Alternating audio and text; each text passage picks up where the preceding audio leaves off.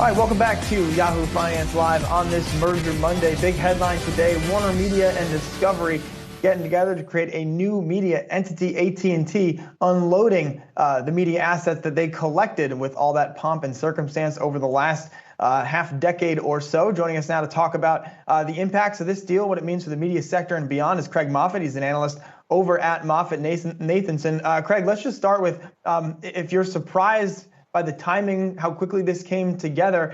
We were just chatting. You guys had a conference a couple days ago, and it didn't seem that this deal was imminent, to be announced. That's right. We certainly didn't get any indication that they were planning to sell it. But we've been saying for a long time it wasn't sustainable for them to continue to own this set of assets. They had three separate businesses that need a lot of investment. The HBO Max business needs a ton of investment to keep pace with Disney. The wireless business needs a ton of investment to keep pace with Time Warner. And the consumer broadband business needs a ton of investment to keep pace with cable. And they just didn't have the money to do all three of those things at once. Hey, Craig, it's Julie here. I have seen a little bit of praise this morning for At&T, including from Elliott Management, that they're making this move. But I mean, it's not like this deal was without cost for the company, including, as you pointed out this morning, it looks like At&T is cutting its dividend as a result of this. Massively cutting the dividend. They're cutting the dividend almost in half. So it goes from a $15 billion dividend to about an $8 billion dividend. And you have to wonder, notwithstanding that the stock is trading up today because there is some enthusiasm for owning the WarnerMedia piece of this or the Discovery piece of this. But after this is done, you previously owned an At&T that yielded almost 7% and had a little growth kicker in it from HBO Max. Now you're going to own an At&T that doesn't have that growth kicker and is only generating a 4.5% yield. You have to wonder whether that's going to be enough for the investors of At&T or whether you could see At&T give back a lot of this pop and then some as people start to come to terms with it's just not the yield play that you thought it was. Craig, with the exception of two folks, the At&T board, most of the members are the same folks that signed off on the Time Warner deal. What are your thoughts on At&T's corporate governance? Well, actually, I may surprise you here. I think you have to give them some credit for acknowledging that they made a terrible mistake. Because, this was not like one of those situations where you could say the new management blames it on the old management, the new management being John Stankey and the old management being Randall Stephenson. John Stankey rode shotgun on both of the big deals that they've now unwound in the last few months. He was very much a driver of the DirecTV deal, and he was very much a driver of the Time Warner deal. And it is rare that you see a management team and a board actually acknowledge so clearly that they made a terrible mistake and that they're willing to undo it. And so I actually give them some credit for it. Now, that's not to say it doesn't leave behind a tremendous amount of wreckage, right? I mean, they spent $175 billion for these assets, and then 3 years later, they're unwinding those positions for what is kind of, in theory, I guess, about $80 billion or so. So they destroyed a ton of value, but not many companies are willing to admit that they made a mistake in this forthright way. This larger media company that will be Discovery, is that bad news for Netflix? It's going to put pressure on everybody else, but I don't know that it directly puts. Look, I mean, Netflix knew they were going to have to compete against some big players, and clearly it means that Discovery will be one of those big players. Amazon, I think, just by virtue of who they are, was going to be one of those big players. The question now, I think, the one it puts the most pressure on is probably Comcast, where now the question is, what do you do with Peacock, their streaming play at NBC Universal? Is that big enough? Almost certainly not. So what do you do about that? Do you try to get involved in the bidding here, and do you try to outbid Discovery for the WarnerMedia assets? You couldn't keep most of them. A lot of them you probably wouldn't want TNT and TBS, the cable networks, inside of Turner, and you wouldn't be allowed to own CNN because you already own MSNBC. But do you try to get involved to say, we really need to own HBO Max, and potentially the film and TV studios at Warner Brothers.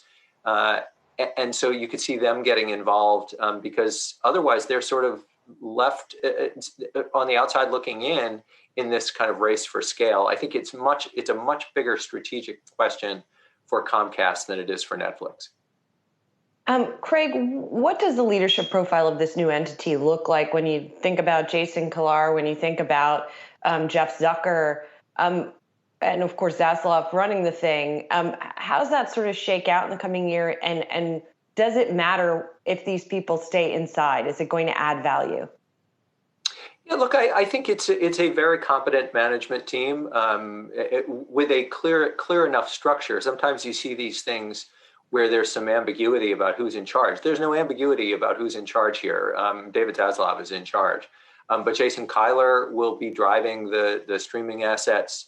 I think he's distinguished himself already in showing himself to be a really good steward for that. So I have a lot of faith in Jason, and Jeff Zucker obviously is a very experienced hand in the traditional cable networks and that sort of thing. So they've got a good management team in place. Now, I can't really speak as competently as my partner, Michael Nathanson, on the management team one level below that's going to be taking care of these assets. But the leadership team, I think, is a good leadership team. You know, Craig, I think it's a very media thing of me to say, oh, this deal's announced, so let me immediately think about what the next part is. But I look at this new entity and I see 4 units. I see a movie studio, I see a streaming bundle, I see very successful cable networks, I see sports. I guess I see 5. Then there's sports and there's news. Does this all stay together indefinitely, or is there opportunities here for the new Discovery to become new Discovery in various parts? I think for now it stays together. I think the big question mark hanging over any media company that has one foot in old media and one foot in new media is what's the future of the traditional cable networks? They generate a lot of cash today, but they're clearly secularly declining assets. So they will have to grapple, just like Disney grapples with what happens to legacy ESPN, for example. Discovery is going to have to grapple with what happens to the legacy cable networks, and now they will have not just the ones that they had before, but also the new ones that they get in TNT and Turner and TBS and Cartoon Network. But I think for now they logically stay together. They try to take some cost out. In some kind of concept of portfolio theory, I guess.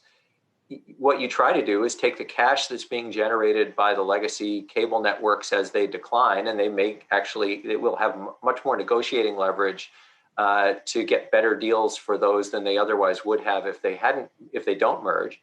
And then you take that cash and you try to reinvest it in the growth business, which is clearly the streaming platform.